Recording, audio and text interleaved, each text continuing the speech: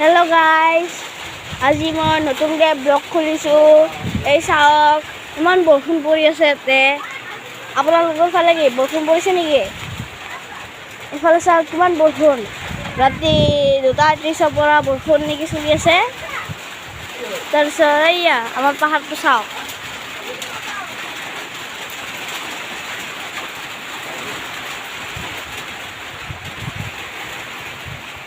ইমান বতাহ।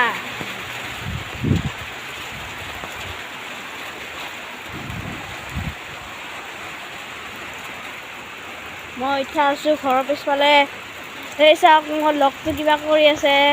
অ' টিকলা, এইফালে